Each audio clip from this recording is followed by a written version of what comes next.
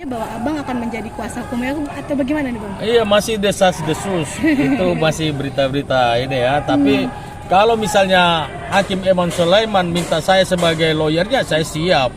Karena saya menganggap bahwa Hakim Eman Sulaiman ini adalah malaikat yang turun dari surga, datang menjelma dalam diri Hakim Eman Sulaiman. Makanya kami ini, saya justru berdoa supaya dia mendapat jabatan yang lebih tinggi lagi. Karena baru pertama kali terjadi di Indonesia. Saya berdoa supaya juga ada Hakim Eman Sulaiman yang lain. Seperti Hakim Eman Sulaiman di Pengadilan Negeri Bandung. Oke, Bang, ini kan infonya kemarin juga beberapa waktu lalu Bang Rasma sudah bikin laporan ke Polda gitu, melaporkan Hakim Eman ini Bang gitu, tentang kalau dia laporkan Rasman, laporkan ke Polda itu lebih salah sasaran lagi. Lapor di Komisi Yudisial dia salah sasaran, apalagi di Polda. Ya jadi jangan ngawur lah, begitu.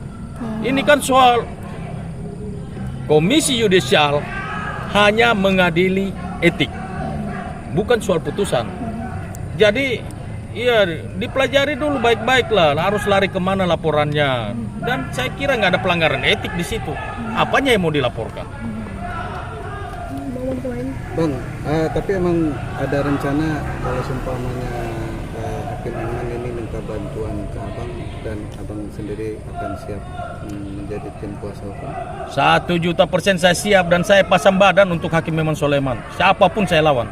Alasannya apa aja? Alasannya kenapa bang? Loh, beli orang adil, orang benar, orang jujur. Harusnya kita pelihara, kita jaga, harus kita lindungi, bukan kita hancurkan. Kalau ada orang yang seperti Hakim Sulaiman ini lalu dia menegakkan keadilan, terus kemudian kita hancurkan keadilan itu, lah gimana? Apakah rakyat kecil, orang miskin, kuli bangunan tidak boleh mendapat keadilan di negeri ini? Dia melakukan hal yang benar. Dia sudah memutuskan, dia sudah memeriksa perkara ini dan memutuskan secara seadil-adilnya. Dia periksa secara objektif, transparan, dan adil. Tidak ada yang tersembunyi. Lalu kenapa hal yang benar, hal yang baik tidak kita bela? Kan begitu. Sempat ada komunikasi atau gimana bang? Terkait kan kemarin sempat ada pelaporannya ya. Sampai hari ini saya tidak pernah komunikasi dengan Hakim Eman Sulaiman. Tetapi kalau misalnya mudah-mudahan beliau mendengar ini, lalu kemudian ya, tapi saya percaya sih perkaranya tidak mungkin naik lah, karena tidak ada kesalahan di sini dan tidak ada pelanggaran etik di sini. Makanya saya mau beritahu bahwa Peggy Setiawan juga sudah tidak ada sangkut paut apa-apanya lagi dengan kasus Vina dan Eki terkait putusan ini.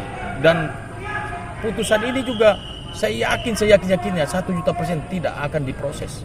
Karena memang betul-betul tidak ada pelanggaran etik di situ. Bang, seberapa gergetu sih bang ketika ada pihak lain yang melaporkan Hakim memang dari pandangan abang sendiri ya? Saya tidak greget. Rupanya saya minta supaya kita berlaku adil. Kita penegak hukum ini, praktisi hukum, advokat, baik polisi, jaksa, hakim, semuanya kan ingin mencari keadilan. Tetapi kalau ada hakim yang adil, hakim yang benar, hakim yang jujur, hakim yang transparan, lalu kita menjolimi, saya juga nggak terima juga. Pasti saya akan marah juga. Saya akan bela habis-habisan. Oke bang. Mungkin sejauh ini bang melihat pemberitaan nih terkait Hakim Eman, abang sendiri menanggapinya seperti apa bang? Menyedihkan nggak sih dengan adanya kabar yang kemarin itu? Oh, kalau mendengar berita dia dilapor dan segala macam, hati saya menangis terus terang aja, karena seolah-olah tidak boleh ada keadilan. Lalu kemudian salahnya Hakim Eman Sulaiman di mana? Ya kan? Kita sedih.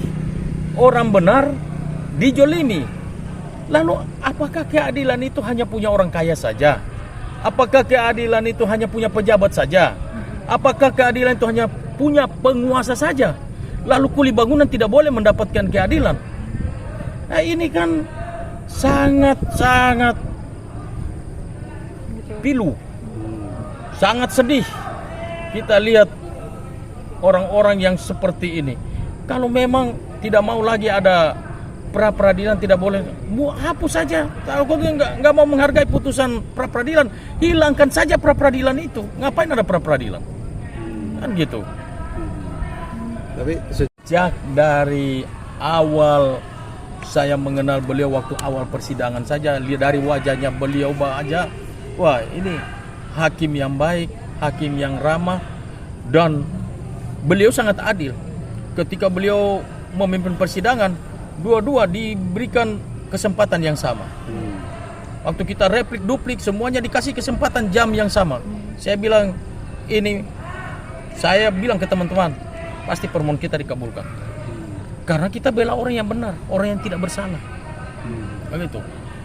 Jadi ini benar-benar bukan mengada-ngada atau dibuat-buat, tapi memang dia hakim yang baik. Makanya saya bilang itu adalah malaikat yang turun dari surga menjelma dalam kehidupan Hakim Yaman Sulaiman ini. Oke bang, mungkin update PG katanya mau ke Bali nih, agendanya seperti